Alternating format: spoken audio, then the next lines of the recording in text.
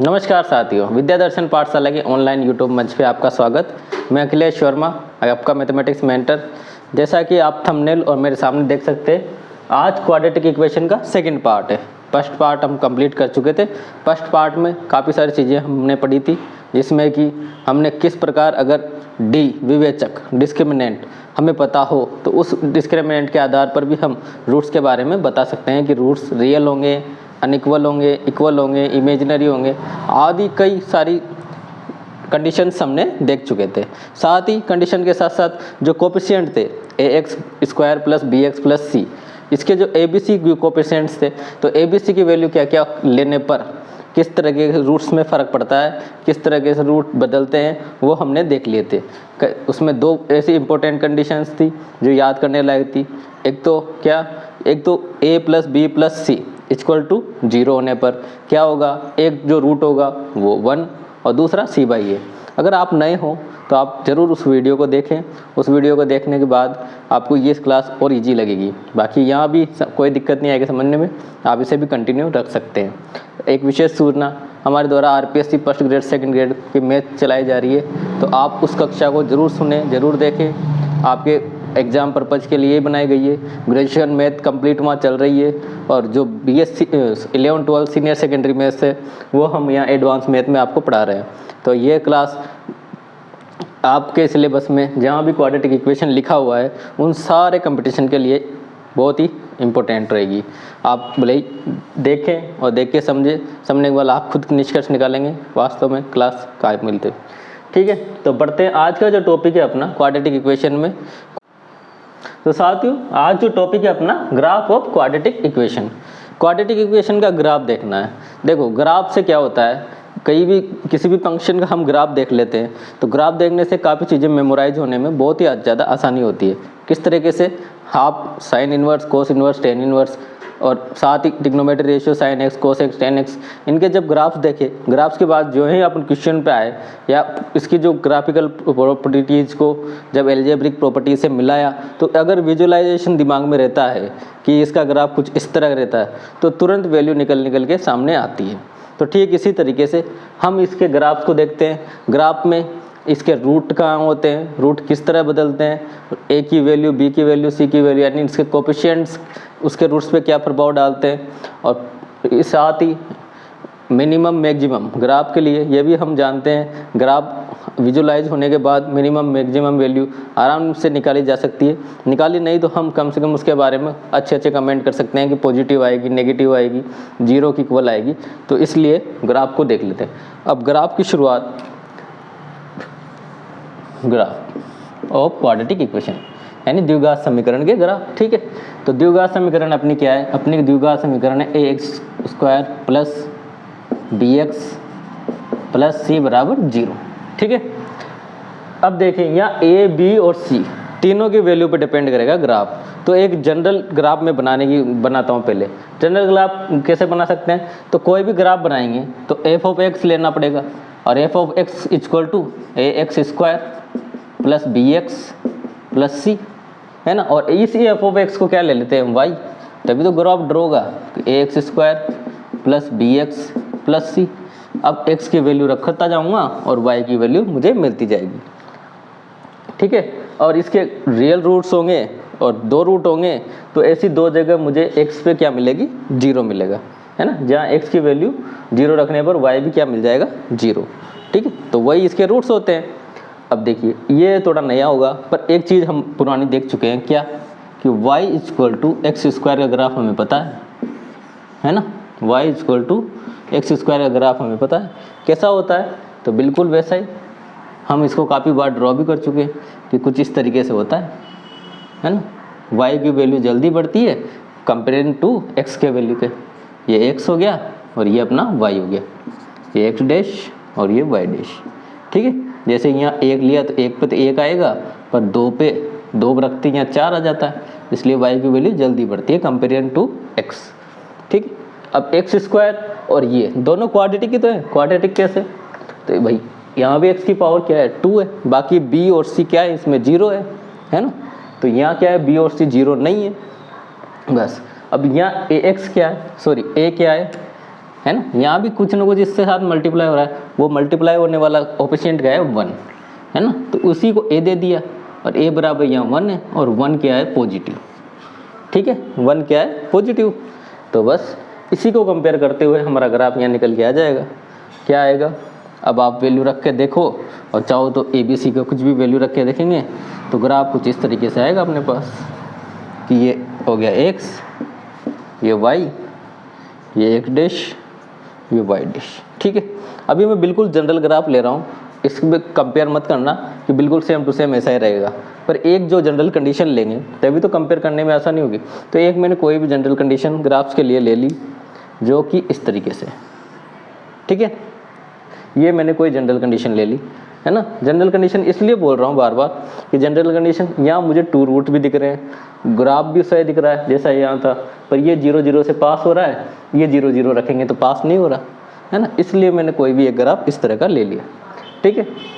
अब देखिए इसमें, अब ये जो ग्राफ है ये इसी का है ना, कोई वैल्यू नहीं ली, कोई कुछ नहीं लिया, बस एक जनरल एक्सप्रेशन ले लिया। अब इसको हटा देते हैं, अपन इसकी तरफ ध्यान नहीं जाएगा और इसी को देखेंगे कि क्या अपने पास जो ग्राफ है वो कैसा है, ठीक है। तो सबसे पहले ax² + bx + c, तो इस जो ग्राफ, ये जो ग्राफ दिख रहा है, अब इसके 2 रूट है, तो एक रूट अल्फ़ा है, एक रूट बीटा। तो अब रूट है 2, अल्फ़ा और बीटा, x का मान अल्फ़ा रखते हैं, y का मान क्या आएगा 0, तो इसका भी x का मान अल्फ़ा रखते हैं, ये मान लिया मैंने अल्फ़ा और ये मान लिया इसका बीटा। अल्फ़ा रखते ही y का मान क्या आ गया 0, देखो दिख भी रहा है, y = 0 रहेगा। ऐसे बीटा रखते भी y = 0, ठीक है। अब ax² + bx + c, तो a क्या है यहाँ, तो a है ना जो ग्राफ बना है अपवर्ड डायरेक्ट। अगर देखिए ये ग्राफ इस तरीके से, तो इसका पेस में लूँ, पेस ये हो गया अपवर्ड, पेस कौन सा ले लिया मैंने, यू आकार में था ना, तो इसका पेस ये ऊपर वाला कि अपवर्ड पेसिंग करते। अपवर्ड पेसिंग कब होगा, जब a > 0 होगा। अगर a > 0 है तो इसका जो फेस आएगा वो अपवर्ड आएगा, ठीक है। और इसके रूट क्या आ गए अल्फ़ा बीटा, ठीक है। साथ ही अगर a नेगेटिव हुआ तो मतलब ये माइनस a की जो भी वैल्यू रहेगी वो और x² है ना, तो माइनस होते ही अब इसको भी कंपेयर किससे कर लेंगे, y = -x² से, तो y = -x² की तरह इसका ग्राफ आ जाएगा और वो भी किस तरह का शो हो जाएगा, कुछ इस तरीके का, है ना।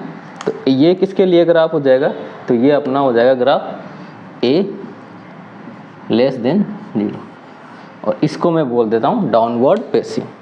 क्या कहेंगे इस तरह के ग्राफ को, डाउनवर्ड पेसिंग।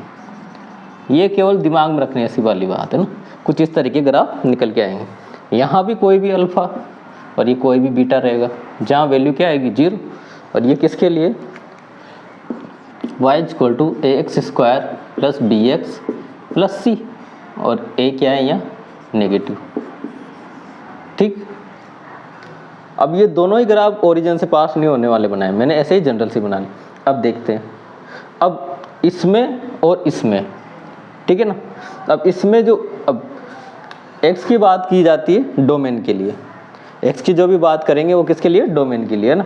तो अल्फ़ा और बीटा, इन दोनों के बीच में कोई भी वैल्यू रखूँगा तो यहाँ क्या दिख रहा है मुझे कि जो वैल्यू जा रही है वो किस में जा रही है, नेगेटिव में, क्योंकि ये ग्राफ -x y की तरफ जा रहा है ना। और ऐसे ही अल्फ़ा और बीटा इस वाले एक्सप्रेशन में जहाँ a नेगेटिव है वहाँ इन दोनों के बीच में कोई वैल्यू रखूँगा तो वहाँ कहाँ जा रही है, इसकी वैल्यू 0 में, तो ठीक है। तो इसमें जो माइनस, ये इसकी कौन सी वैल्यू हो जाएगी, मान लो ये इसकी y 1 पे हो रहा है ना, तो ये इसकी कौन सी वैल्यू हो गई, तो हम कह सकते हैं ये इसकी मिनिमम वैल्यू है, क्योंकि इसके नीचे ग्राफ नहीं मिल रहा, निम्नतम, ठीक है। अब देखो इसकी निम्नतम वैल्यू, तो इसकी अपर वैल्यू यानी उच्चतम, मैक्सिमम वैल्यू की बात कर सकते हैं क्या, कि नहीं कह सकते, मैक्सिमम वैल्यू कहाँ जा रही है, इनफाइनाइट पे, ठीक है ना। तो हमें यह भी दिख गया कि इसकी न्यूनतम वैल्यू नेगेटिव आ रही है, -y की तरफ जा रही है। कब, अब ये अभी यह नहीं पता चला कि ये 0 होगी, 1 होगी, -b/1 होगी, dy1 होगी, ये है सर, इस पर कोई कमेंट नहीं कर रहे अभी इतना सा देख रहे हैं कि ये इसका ग्राफ है, और ग्राफ से मैंने क्या देख लिया कि इसकी जो वैल्यू जा रही है वो माइनस वाई डैश की तरफ जा रही है तो नेगेटिव आएगी, है ना। ठीक है, अब इसमें देखिए, इसमें चलो इसको थोड़ा शिफ्ट कर दें, है ना, हल्का सा इसको शिफ्ट कर दें। यहाँ ये 0 दिख रहा है ना, इसको कुछ इस तरीके से शिफ्ट कर दें कि ताकि 0 से कुछ अच्छी दिख जाए। ठीक है ना। अब इसकी देखो, अब इसकी जो मिनिमम वैल्यू है ना, सॉरी इसमें मिनिमम वैल्यू माइनस इनफाइनाइट जा रही है ना नीचे, भाई वाई डैश की तरफ भी जा रही है, जो भी वैल्यू जा रही है माइनस, तो वाई डैश की तरफ जाएगी तो माइनस इन्फिनिटी हो जाएगी।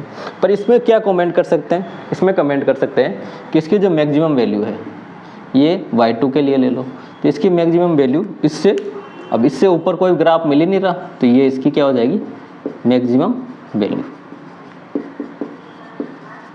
ठीक है, यहाँ जब a पॉजिटिव था तो हमने क्या कमेंट किया कि इसमें मैक्सिमम मिनिमम वैल्यू निकाल सकते हैं, और यहाँ जब a नेगेटिव है तो क्या कह सकते हैं, यहाँ मैक्सिमम वैल्यू निकाल सकते हैं, जो भी ग्राफ है उस मैक्सिमम वैल्यू से नीचे आएगा। ठीक, और वैल्यू आप देख सकते हो कि इसकी x से लेकर माइनस इनफाइनाइट तक क्या जाएगी, पॉजिटिव, और बीटा से लेकर इनफाइनाइट तक पॉजिटिव, पर एक जो वैल्यू आ रही है बीच में, क्या अल्फा बीटा के बीच में नेगेटिव। ठीक है, ऐसे यहाँ पर है, यहाँ उल्टा है, पर अल्फा बीटा में तो पॉजिटिव, बाकी दोनों में, दोनों सेगमेंट्स में वैल्यू नेगेटिव है, दोनों इंटरवल में वैल्यू नेगेटिव। ठीक है, अब निकालते हैं इसकी मिनिमम मैक्सिमम वैल्यू, कहाँ हो सकती है कहाँ नहीं हो सकती। ग्राफ ऐसा ही रखते हैं, कुछ जगह कर लेते हैं, इसको हटा लेते हैं। अब हल्का सा थोड़ा सा डिफरेंशिएशन और इंटीग्रेशन का प्रयोग करना है, और मैक्सिमम वैल्यू को हम डिराइव कर लेंगे। वैसे अगर ये 10th बेस पे होता तो इसमें डायरेक्ट निकाला जाता। अब देखिए, इसको हटा देते हैं। ठीक है,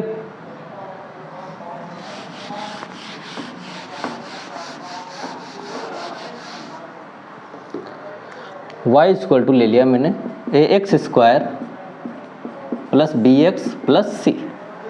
ठीक, अब इसका क्या करें, इसका कर देते हैं डिफरेंशिएशन, किसके रेस्पेक्ट में, किसके रेस्पेक्ट में। अब मैक्सिमम मिनिमा के लिए डिफरेंशिएशन जरूरी है, तो किसके रेस्पेक्ट में करेंगे, dy अपॉन dx। ठीक है, और dy अपॉन dx करते ही इसका क्या हो जाएगा, कि इसका हो जाएगा 2ax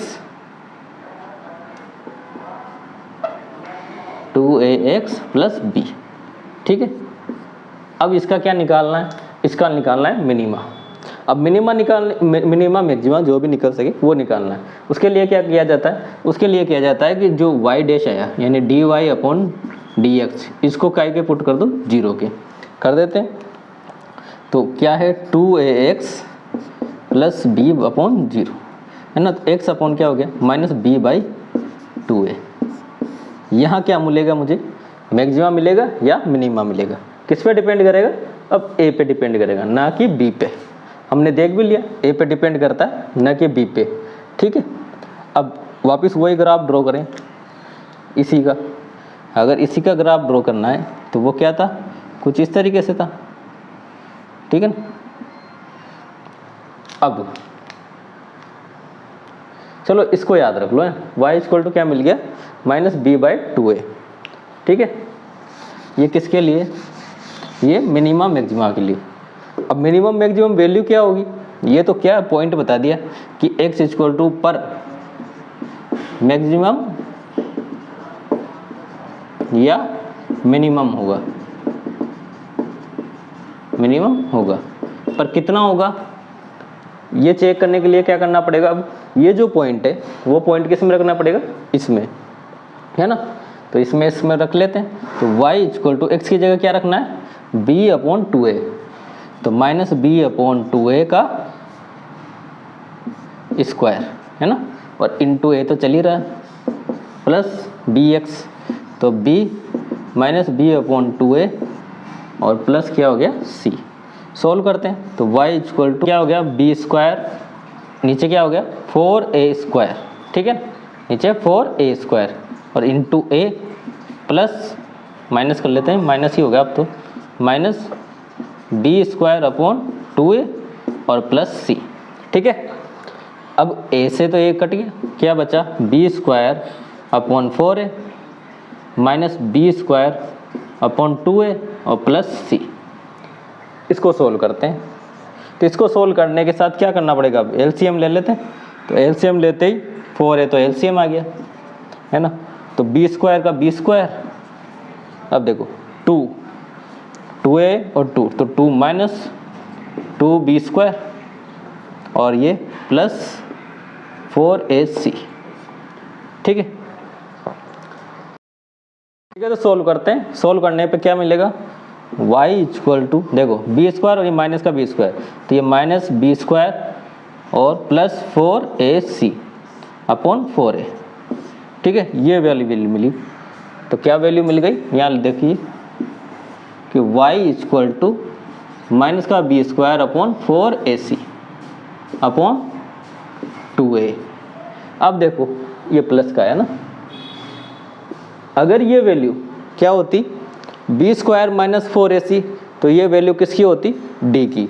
पर ये नेगेटिव है ना, नेगेटिव से मल्टीप्लाई हो रही, क्योंकि minus B square plus 4ac, और डी की जो वैल्यू निकल के आती है क्या आती है, बी स्क्वायर माइनस 4ac, है ना। तो इसको नेगेटिव करते ही क्या हो जाएगा, ये तो वैल्यू है। तो y equal to minus D upon 2a। अब दो जो वैल्यू मिली कहाँ पर, मैक्सिमा मिनिमा कहाँ मिलेगा, एक तो ये कि x बराबर माइनस बी बाई 2a रहेगा और y बराबर माइनस डी बाई 2a। अब वैल्यू मिल गई कि मैक्सिमा मिनिमा जो भी रहेगा वो कहाँ रहेगा, तो x का जो कोऑर्डिनेट आएगा माइनस बी अपॉन 2a और y का जो कोऑर्डिनेट आएगा वो क्या आएगा, d अपॉन 4a।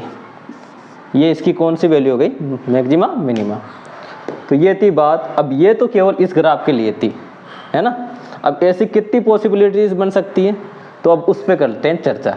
देखिए, एक तो क्या हो सकता है, ए नेगेटिव पॉजिटिव, है ना। ए क्या हो सकता है, नेगेटिव पॉजिटिव, दो ग्राफ बन गए थे, है ना। दूसरी बात अल्फा बीटा, है ना। अल्फा बीटा क्या क्या हो सकते हैं, अल्फा बीटा अलग अलग हो सकते हैं जो कि दिख रहे हैं, है ना। और अल्फा बीटा अलग अलग न होकर अल्फा बीटा समान हो सकते हैं। तो समान होने पर ये दोनों एक पे ओवरलैप हो जाएंगे। ठीक है, तो उससे कितनी कंडीशन निकल के आएगी, उससे भी दो, क्योंकि ए पॉजिटिव ए नेगेटिव। ठीक है, और लास्ट अल्फा बीटा क्या हो सकते हैं, इमेजिनरी। इमेजिनरी का मतलब क्या होगा, कि इमेजिनरी का मतलब ये होगा कि जो एक्स एक्सिस है उसको अल्फा बीटा क्रॉस ही नहीं करेगा, उसका जो ग्राफ है वो एक्सिस इसको कट ही नहीं करेगा, इसलिए तो इमेजिनरी है ना। तो इस तरीके से कम 6 पॉसिबिलिटीज़ है। हम उन 6 के ग्राफ देख लेते हैं और उसी के साथ साथ ये डी है ना, ये जो डी मिला है हमें, इसको भी चेक कर लेते हैं कि ये पॉजिटिव रहेगा कि नेगेटिव रहेगा, है ना। तो इस डी पे भी कमेंट करेंगे। तो मैं आपके लिए 6 अलग अलग ग्राफ बना के स्लाइड्स में दिखा देता हूँ। तो करते हैं ड्रॉ, है ना। कंडीशंस मैंने बताई दी आपको। पहला जो ग्राफ है देखिए, है तो यही a x square plus b x plus c, है ना। तो अब दो तरीके के कंडीशन से, एक तो साथ है ए के, तो सबसे पहले क्या ले लेते हैं, ए पॉजिटिव। ए क्या ले लिया, पॉजिटिव। ठीक है, अगर ए पॉजिटिव तो अब कमेंट किस पे भी करना पड़ेगा, डी पे। तो डी क्या हो सकता है, पॉजिटिव। ठीक है, एक तो ये ए पॉजिटिव, डी बराबर 0, और तीसरा ए पॉजिटिव डी लेस देन 0। ठीक है, पहला देखते हैं। जनरल ग्राफ बना रहे हैं ना, बिल्कुल ड्रॉ नहीं कर रहे, जनरल। ए पॉजिटिव यानी पेस किधर जाएगा, ऊपर की तरफ, अपवर्ड पेसिंग। और डी पॉजिटिव, अब डी पॉजिटिव का मतलब दोनों रूट मिलेंगे, और दोनों रूट कैसे मिलेंगे, समान। तो किस तरह का ग्राफ बनेगा, कुछ इस तरह का। ठीक है, ये अल्फा और ये बीटा। ठीक, ये अल्फा और ये बीटा, और पेस कहाँ गया, अपवर्ड। ठीक, ऐसे ही सेकंड टाइप का देख लीजिए, ये सेकंड। अब क्या कहा, ए पॉजिटिव और डी इक्वल टू 0। ठीक है, तो ये X axis Y axis, A positive D equal to 0। तो ड्रा करेंगे, तो ड्रा करने, अब डी इक्वल टू 0 पे क्या होता है, जो अल्फा और बीटा दोनों रूट होते हैं वो कौन से होते हैं, समान। ठीक है ना, तो दोनों रूट समान होंगे तो कुछ इस तरीके से। अब अल्फा भी यही है और बराबर बीटा भी यही है ना। तो इसको अल्फा बीटा न कहकर एक कोई रूट कह देते हैं जो अल्फा है। क्या है ये, अल्फा। थर्ड टाइप में क्या है, ए पॉजिटिव और डी अपना क्या है, नेगेटिव, और डी नेगेटिव होने के साथ हमें पता है कि अल्फ़ा और बीटा दोनों इमेजिनरी रहेंगे। तो इमेजिनरी रूट्स अब ग्राफ में कैसे शो करेंगे, तो इमेजिनरी रूट्स को शो करने का तरीका कि जो भी रूट्स आए उन्हें क्या कर दो अपवर्ड पेसिंग, पर वो एक्स एक्सिस को कट नहीं करेंगे, तो वो इस तरीके के रहेंगे, न तो वो एक्स एक्सिस को कट करेंगे और न उसे टच करेंगे। तो 3 कंडीशंस जो हमें मिल चुकी है, ठीक है, 1 2 3 कंडीशंस याद रखना। ए का मतलब क्या है, डी का मतलब क्या है, ठीक है, ये इसके लिए, ये इसके लिए। अब मैं क्या करता हूँ, 3 अलग अलग कंडीशंस और मिलेगी, वो कौन कौन सी, कि ये है अपने पास फोर्थ, ठीक है, फोर्थ क्या रहेगा, ए नेगेटिव। अब ए नेगेटिव करके तीनों में नेगेटिव कर देते हैं, ये फिफ्थ में क्या है, ए नेगेटिव, और 6 में क्या है,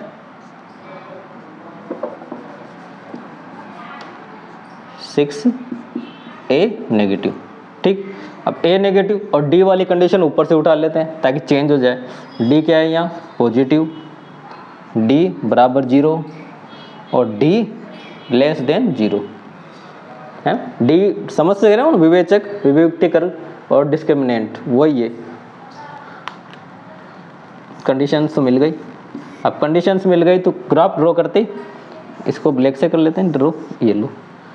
अब देखो डी नेगेटिव, डी पॉजिटिव, तो अल्फा और बीटा दोनों क्या रहेंगे, अनइक्वल रहेंगे और रियल रहेंगे। तो कुछ इस तरह का ग्राफ मिल जाएगा। देखो ये एक्स पे टच हो गया पर जनरल ग्राफ है, तो इसको मत माना ये 0 ही है ना, ये अपना बीटा, ठीक है। सेकंड कंडीशन क्या है, सेकंड कंडीशन से एक, अब ए नेगेटिव है इसलिए डाउनवर्ड पेसिंग गया, ठीक। वापिस अब ये डी बराबर 0, तो यानी एक्स एक्सिस को टच करेगा और दोनों जो रूट्स होंगे वो कॉमन रहेंगे, तो एक जगह टच करवा दो, ठीक है, ये हो गया अपना।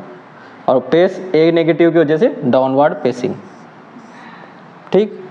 नेक्स्ट ए भी नेगेटिव, डी भी नेगेटिव, तो टच रूट्स क्या रहेंगे, इमेजिनरी।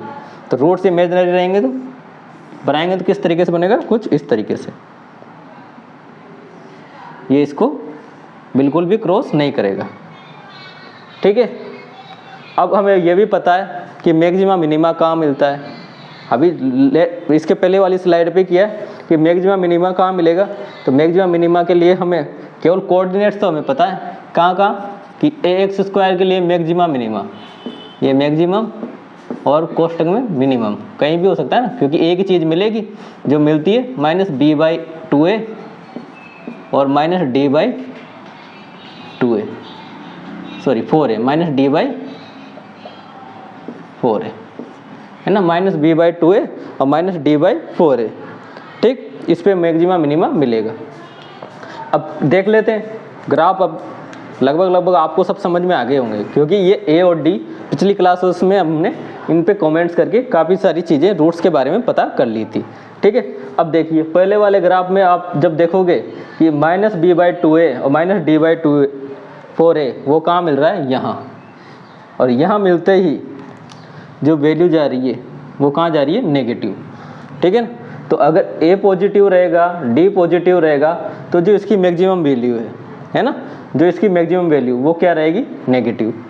तो यहाँ y यानी मैक्सिमम क्या है, मैक्सिमम वैल्यू क्या मिलेगी, नेगेटिव, सॉरी इसकी ये क्या है, मिनिमम वैल्यू, मिनिमम वैल्यू क्या मिलेगी, नेगेटिव।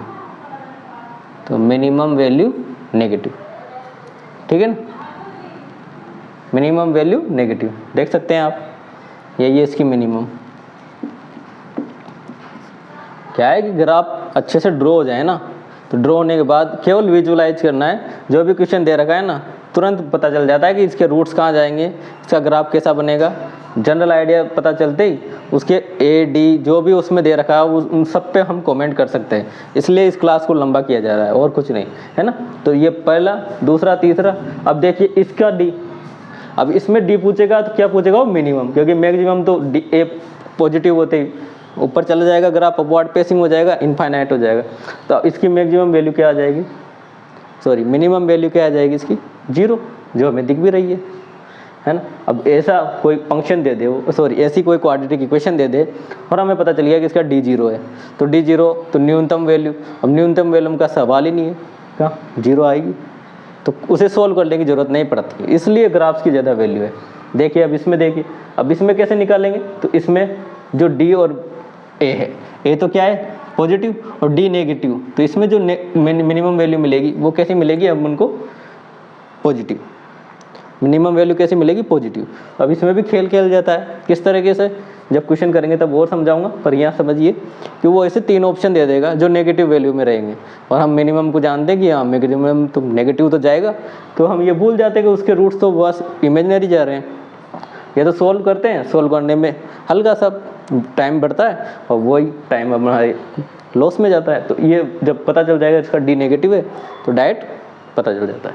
तो इसकी मिनिमम क्या है, ये वाली मिनिमम के कोऑर्डिनेट हमेशा यही रहेंगे, -b/2a और -d/4a, है ना। कोऑर्डिनेट हमेशा ये रहेंगे, a और d जो भी नेगेटिव पॉजिटिव वैल्यू रखेंगे उस तरीके से इसकी वैल्यू आएगी। ऐसे ही अब इसकी देखिए, अब a नेगेटिव रहेगा तो वो क्या पूछेगा हमेशा, मैक्सिमम, तो मैक्सिमम वैल्यू देखो इसके लिए पॉजिटिव, इसके लिए 0 और इसके लिए नेगेटिव, है ना। तो ये कंडीशंस थी। आई होप आपको ये 6 के 6 पॉसिबिलिटीज़ हम अच्छे से दिख गई होंगी, अच्छे से विजुलाइज की होंगी, ठीक है। तो आज ये ग्राफ्स के लिए यहीं रखते हैं और बढ़ते हैं नेक्स्ट टॉपिक पे। हल्का फुल्के से और बात करते हैं इस पे, क्या है कि इसमें रेंज और डोमेन है ना, ax² + bx + c = 0। अब इसको जब ड्रॉ किया था तब क्या लिख के ड्रॉ किया हम लोगों ने, y = ax² + bx + c, ठीक है। अब ये क्या है, ये क्वाड्रेटिक फंक्शन सा बन गया क्योंकि y = हो गया। तो अब इसका क्या है, वो रेंज और डोमेन, प्रांत व परिसर दोनों के बारे में पूछ लेता है। अब देखो जो एक कंप्लीट ग्राफ्स हैं उनसे प्रांत और परिसर दोनों के बारे में कह सकते हैं, है ना। तो इसीलिए मैंने इस स्लाइड को थोड़ा सा और बढ़ा दिया है। तो हम पहले कर लेते हैं बात प्रांत की, डोमेन की, ठीक है, और रेंज की, परिसर। देखो बिल्कुल जिस तरीके से पिछली क्लासों में कर चुके हैं हम, ट्रिग्नोमेट्री रेशियो के लिए किए, इनवर्स ट्रिग्नोमेट्री रेशियो के लिए किया, और भी लॉगरिथम वगैरह के लिए किया, बिल्कुल वैसे ही देखना है। प्रांत के लिए क्या देखेंगे, प्रांत के लिए देखेंगे हम एक्स एक्सिस को, है ना। अब देखो एक्स एक्सिस पूरा कंप्लीट कवर हो रहा है ना, कोई ऐसी वैल्यू नहीं है जहाँ छूट रहा हो, नहीं छूट रहा, क्योंकि एक्स का कोई भी मान इसमें रखेंगे वाई कुछ न कुछ वैल्यू देगा। तो एक्स एक्सिस और प्रोजेक्शन से देखोगे तो आप इसका प्रोजेक्शन ये आगे और बढ़ेगा, और प्रोजेक्शन डालते ही एक्स एक्सिस पे क्या मिलेगा, उसकी इमेज मिलेगी, उसकी छाया मिलेगी, उसकी छाया मिलेगी तो वही उसकी क्या रहेगी, डोमेन रहेगा, ठीक है। लाइट टेस्ट यही है। तो अब बात करते हैं परिसर की। अब देखो सभी ग्राफों में डोमेन तो सेम ही है, अब पर डोमेन में एक बात पूछी जाती है, क्या कि जो भी एक्सप्रेशन दे रखा है ये वाला क्वाड्रेटिक एक्सप्रेशन, उस एक्सप्रेशन की कब ये पॉजिटिव होगा, कब ये नेगेटिव होगा, और ये कब ये 0 होगा। तो 0 के लिए तो अल्फा बीटा रूट्स के लिए कोई दिक्कत है ही नहीं। पॉजिटिव जैसे ये पहले ही वाली सिचुएशन ले ली, a > 0 और d भी क्या है, > 0, a > 0 और d > 0। इसके लिए बताओ कि ये कब पॉजिटिव होगा। तो पॉजिटिव के लिए क्या देखेंगे, y की पॉजिटिव वैल्यू। तो y की पॉजिटिव वैल्यू यानी यहाँ से लेकर ये पॉजिटिव ऊपर वाले ही, है ना।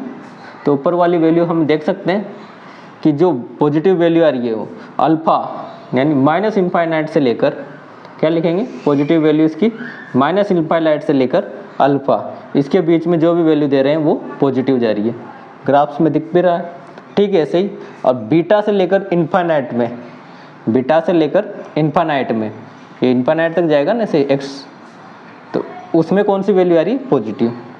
केवल एक अल्फ़ा और बीटा, अल्फ़ा बीटा को छोड़ रहे हैं क्योंकि यहाँ तो वैल्यू 0 है, अल्फ़ा और बीटा के बीच में कोई वैल्यू देंगे तब जो इसकी वैल्यू आ रही है। जब इसकी क्वाड्रेटिक एक्सप्रेशन की बीजे-घात समीकरण की जो वैल्यू निकल के आ रही है वो कौन सी निकल के आ रही है, नेगेटिव। तो केवल अल्फ़ा बीटा के लिए ये क्या रहेगा, नेगेटिव, बाकी सबके लिए पॉजिटिव, ठीक है। और अल्फ़ा बीटा पे ये 0, ठीक है। अब यहाँ देखो, यहाँ भी ऐसे ही केवल अल्फ़ा पे 0 आ रहा है, बाकी देखो अल्फ़ा से ऊपर, यानी अल्फ़ा के अलावा जो भी वैल्यू देंगे, कौन सी, पॉजिटिव वाली, नेगेटिव वाली नहीं, मतलब x की तो नेगेटिव वाली, तो नेगेटिव तो आ ही नहीं रहा है ना, तो जो भी वैल्यू देंगे सब पॉजिटिव, केवल अल्फ़ा के लिए 0। हाँ, यहाँ आ जाता है ये वाली कंडीशन ऐसी चीज़ों के लिए इम्पोर्टेंट है। कौन सी, ये थर्ड, ये और ऐसे ही ये 6। क्यों इम्पोर्टेंट है, इम्पोर्टेंट इसलिए है कि वो ऐसा एक्सप्रेशन तो दे देता है, अब पूछता है कि y, इसका y की कोई भी वैल्यू बताइए जो इसको सेटिस्फाई करे, है ना, एक्सप्रेशन दे दिया, y की कोई वैल्यू बताइए जो इसको सेटिस्फाई करे। तो हम क्या करते हैं, हम उस क्वाड्रेटिक एक्सप्रेशन की वैल्यू निकालते हैं, वैल्यू निकाल के क्वाड्रेटिक एक्सप्रेशन के क्या निकालते हैं, रूट्स निकालते हैं, और रूट्स हमें पता चलता है कि इमेजिनरी है, तो इमेजिनरी रूट्स को हम सॉल्यूशन नहीं मानते, तो हम कह देते हैं कि ये इसका हल नहीं है। रियल रूट्स के लिए पूछेगा तब ये इसका सॉल्यूशन नहीं है, तो ये इसका कोई हल नहीं है, सीधा ऑप्शन क्या निकल के आता है कि इसके लिए कोई हल नहीं है। अब यहाँ क्या देखते ही पता चल जाता है कि इसके कोई रियल रूट्स नहीं है, तो रियल रूट्स नहीं है तो ये रियल कोई वैल्यू भी नहीं आएगी, है ना, जो इसको सेटिस्फाई करे। पर अब पूछेगा वो कैसे, इसकी रेंज बताओ, तो रेंज कैसे निकालेंगे, तो रेंज निकालने का तो वही तरीका क्या रहेगा, रेंज निकालने के लिए इसकी वैल्यू क्या आ जाएगी, -b/2a और -d/4a, है ना, तो इसकी रेंज कहाँ से कहाँ तक जाएगी, जहाँ -b/2a आएगा, तो -b/2a ये वाला, है ना, इसकी वैल्यू हो गई ये x, है ना, और x कोऑर्डिनेट का क्या हो गया इसका, इक्वल टू -b/2a, तो -b/2a और ये आ जाएगी इसकी मिनिमम वैल्यू -d/4a, तो -d/4a से इन्फिनिटी, है ना, -d/4a से ऊपर वाली, तो इसकी पॉजिटिव वैल्यू कहाँ से कहाँ तक हो गई कि -d/4a से इनफाइनाइट के बीच में ये वैल्यू देगा, कौन सी, पॉजिटिव, और केवल -b/4a पे भी जो भी वैल्यू दे रहा है वो। इसके रूट्स क्या रहेंगे, तो रूट्स यहाँ इमेजिनरी रहेंगे, नो रियल रूट्स, तो no solution, no real solution, ठीक है, दोनों के लिए। ठीक, नेक्स्ट वैसे ही ए नेगेटिव रेंज की बात करेगा, तो रेंज की बात करेगा तो जो देखो ये इसकी रेंज y एक्सिस पे देखते हैं ना, y एक्सिस पे, तो ये इसकी कौन सी हो जाएगी, मैक्सिमम वैल्यू, मैक्सिमम वैल्यू किसके लिए, तो वही कोऑर्डिनेट -b/2a और -d/4a, ठीक है, इसके नीचे जितने भी वैल्यू है उस सब के लिए रेंज निकल रही है, तो ये इसकी रेंज क्या हो जाएगी, -d/4a से, इसको लिखेंगे तो -d/4a से कहाँ तक जाएगी ये, -इन्फिनिटी, माइनस है तो माइनस को आगे कर लेते हैं, -इन्फिनिटी से -d/4a इसकी क्या हो गई रेंज। ठीक है, इसी के लिए इसके लिए क्या हो जाएगी, x = 0, यानी y 0 से y नेगेटिव, y इन्फिनिटी तक, -इन्फिनिटी तक, तो इसकी रेंज क्या आ जाएगी, रेंज आ जाएगी इसकी -इन्फिनिटी टू 0, 0 क्या आ जाएगा क्लोज और -इन्फिनिटी ओपन, ऐसे ही यहाँ पे डी के आ जाएगा क्लोज, ठीक है, और उसमें भी कह सकते हैं, इसमें तो -d आ ही रहा है ये, तो ये क्या हो जाएगा, -इन्फिनिटी से, रेंज की बात कर रहे हैं, -इन्फिनिटी से ये क्या आ जाएगा, -d/4a क्लोज, ये सब रेंज की बात है, क्योंकि डोमेन हम देख चुके हैं, डोमेन में क्वेश्चन आएगा तो क्या आएगा कि ये पॉजिटिव कहाँ है, नेगेटिव कहाँ है, जिसमें दो कंडीशन ऐसी हैं जहाँ डोमेन में पॉजिटिव नेगेटिव का पता नहीं चलता। कैसे, क्योंकि हर या तो पूरा ही पॉजिटिव होगा या पूरा ही नेगेटिव होगा, जैसा आप देख सकते हैं ना, और बाकी इन तीनों कंडीशन, चारों कंडीशंस में हम कह सकते हैं इसकी पॉजिटिव वैल्यू कहाँ है, नेगेटिव कहाँ है। बाकी इनमें भी देखो, इनमें भी केवल एक एक पॉइंट जहाँ आता है, एक सिंगल रूट मिलते हैं जहाँ पॉजिटिव नेगेटिव नहीं आती, यानी यही चीज़ ध्यान रखनी, जहाँ वो पॉजिटिव और नेगेटिव दोनों वैल्यू पूछेगा, किसके लिए, डोमेन के, कि डोमेन बताइए जहाँ जो एक्सप्रेशन है वो पॉजिटिव मान देता है, और ऐसे डोमेन में ऐसी जगह बताइए जहाँ पर ये नेगेटिव वैल्यू देता है, तो देख सकते हैं। ठीक है, नेक्स्ट आगे बढ़ते हैं। तो नेक्स्ट जो टॉपिक है अपना, common roots for two quadratic equation, यानी दो क्वाड्रेटिक इक्वेशन दे रखी है, उनमें उभयनिष्ठ मूल। तो उभयनिष्ठ मूल, अब क्वाड्रेटिक इक्वेशन है तो कम से कम दो उभयनिष्ठ मूल हो सकते हैं, और ज़्यादा से ज़्यादा दो उभयनिष्ठ मूल हो सकते हैं, और कम से कम एक। तो पहले तो जो क्वाड्रेटिक इक्वेशन से अलग अलग उनको लिख लेते हैं। जैसे ये ले ली मैंने ax² bx प्लस सी बराबर 0, ठीक है। और दूसरी जो क्वाड्रेटिक इक्वेशन है वो भी a-x² b' plus C dash बराबर 0। तो दोनों कंडीशंस को अलग अलग कर लेते हैं। पहले जो कंडीशन लेंगे, केवल एक मूल उभयनिष्ठ होने पर,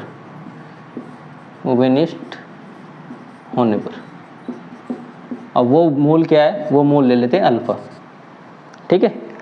मूल क्या है, वो अल्फा ले लिया। तो अल्फा ले लिया तो अल्फा इसे सेटिस्फाई करेगा, इसे संतुष्ट करेगा। तो ये इक्वेशन 1, ये इक्वेशन 2। अब अल्फा इसे सेटिस्फाई करेगा तो क्या हो जाएगा, अल्फा x², सॉरी x की जगह रखेंगे ना, क्या हो जाएगा a² b alpha plus c बराबर 0, ठीक है। a alpha plus b alpha plus c बराबर 0, ठीक। ये इक्वेशन 3 दे देते हैं। और दूसरी आ जाएगी a'(α² plus b' plus c dash बराबर 0, इक्वेशन नंबर 4। अब क्या सोल्व करने, प्रतिबंध निकालना है। प्रतिबंध निकालने के लिए अब अल्फा की वैल्यू अब क्या सोल्व करना है, हमें अल्फा की वैल्यू निकालनी है, यानी प्रतिबंध ज्ञात करना है। और प्रतिबंध किस में निकलेगा, इन अल्फा के जो भी कोएफिशिएंट्स हैं उनमें, है ना। और यहाँ भी प्रतिबंध x² मतलब x²x, ये सब कुछ तो सेम है। हम क्या प्रतिबंध जो निकालेंगे, जो क्वाड्रेटिक इक्वेशन के लिए रूट के लिए जो नेसेसरी कंडीशंस है वो निकालने के लिए ये ये a और a' b c इनकी वैल्यू कुछ ऐसे निकालनी है जो डायरेक्ट हम कह सकें कि हाँ इसके लिए कॉमन रूट्स होंगे। तो बाय क्रेमर रूल, तो क्रेमर एक रूल है, बाय क्रेमर साहब के द्वारा दिया गया है। उसकी सहायता से हम इसे इन दोनों इक्वेशंस को सोल्व करेंगे।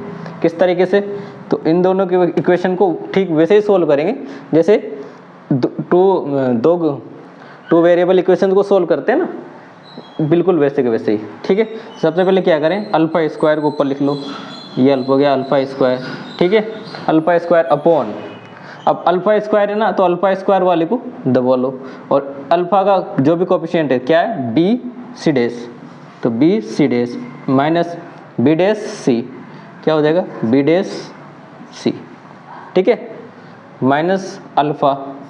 अब अल्फा बीच वाली को, अब क्या होता है बीच वाली में माइनस लगता है, पर माइनस से बचाने के लिए क्या करेंगे हम, इसे छुपाया, माइनस से बचाने के लिए अल्फा उल्टा गुना कर दो, मतलब तो अल्फा a'(c) डैश वाली टर्म पहले लिख दें a'(c), ठीक है, और c' माइनस ac', ठीक। अल्फा के लिए क्या किया, अल्फा के लिए बीच वाली टर्म को छुपा लिया और नेगेटिव आती है वैल्यू इससे, तो नीचे से गुणा कर दिया अल्फा से c, ठीक है। और लास्ट जो टर्म में अपनी c, इसको ले लो कोस्टेंट 1, क्या ले लेंगे, कोस्टेंट 1, ठीक। अब कोस्टेंट 1 लेंगे, इसको छुपा लेंगे, क्या हो जाएगा, अब वापस उसी तरीके से a इंटू b', तो a b' माइनस a'(c), तो b', ठीक है। डैश वाली टर्म पीछे लिख लो ताकि अच्छे से याद रह जाए। ये क्या हो गया था, इसको छुपाया था bc', ये तो सीधी आई थी घटा, और इसको मल्टीप्लाई किया था तो cb', ठीक है। ऐसे ही इसको भी उल्टा कर लेंगे तो ca'। तो ये जो कंडीशन निकल के आई है, ठीक है ना, एक बार और देख लीजिए कैसे आई है ये कंडीशन जो निकल के आई है, कैसे, अल्फा² है ना, तो अल्फा की वैल्यू, अल्फा² की वैल्यू कैसे निकाली, अल्फा को ऐसा कैसा और इस टर्म को छुपा लिया, तो b को मल्टीप्लाई किया c' से, तो bc' माइनस cb', ठीक, इक्वल टू अल्फा वाली टर्म को छुपा लिया। अब ये क्या है, बीच वाली को हम नेगेटिव करते हैं, ये सीखा भी है, तो इसे नेगेटिव ना करके हम पॉजिटिव कर देंगे, तो इसको उल्टा मल्टीप्लाई करेंगे, तो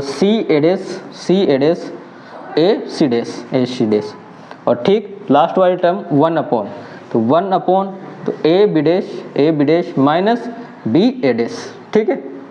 तो ये निकल के आ गया क्या, अपने पास प्रतिबंध किसके लिए, जब वन रूट कॉमन हो, ठीक है। अब वो अल्फा की वैल्यू दे या कोई ऐसी कंडीशन दे देगा जिससे कि ये काम हो जाएगा। सेकंड वाली बात, अब दूसरी जो कंडीशन आती है अपने सामने, दोनों रूट उभयनिष्ठ, दोनों मूल उभयनिष्ठ होंगे तो उभयनिष्ठ होने पर यानी दोनों बोथ रूट्स क्या हो जाएंगे, कॉमन, बोथ रूट्स कॉमन। तब बिल्कुल सीधी कंडीशन से बोथ रूट्स कॉमन यानी दोनों इक्वेशंस में अल्फा बीटा दोनों सेटिस्फाई करेंगे, है ना। तो आप सीधा याद रख लीजिए क्या, बोथ रूट्स कॉमन होंगे तो a upon a dash, b upon b dash और c अपॉन c डैश, ये वाली कंडीशन लगेगी, ठीक है। तो दोनों तरह की कंडीशंस हम निकाल चुके हैं, वन रूट कॉमन होगा तो ये और दो रूट कॉमन होंगे तो वो, ठीक है। तो आज के लिए इतना ही रखते हैं। हमने कोई क्वेश्चन अभी तक नहीं किया है, थ्योरी पोर्शन किया है। तो अब नेक्स्ट जो क्लास रहेगी अपनी, उसमें बहुत सारे और जितनी भी थ्योरी हम पढ़ चुके हैं उन सब पे क्वेश्चन करेंगे, और जो थ्योरी पोर्शन बचा हुआ होगा वह भी न्यूमेरिकल करेंगे, तब सामने आ जाएगा। आई होप आपको सब कुछ समझ में आया होगा। इस क्लास को शेयर करें, अपने दोस्तों तक पहुँचाएँ। आप लोगों को प्यार समर्थन हमें मिल रहा है, इसके लिए धन्यवाद। और आप लोगों ने मुझे सुना, इसके लिए धन्यवाद। Thank you.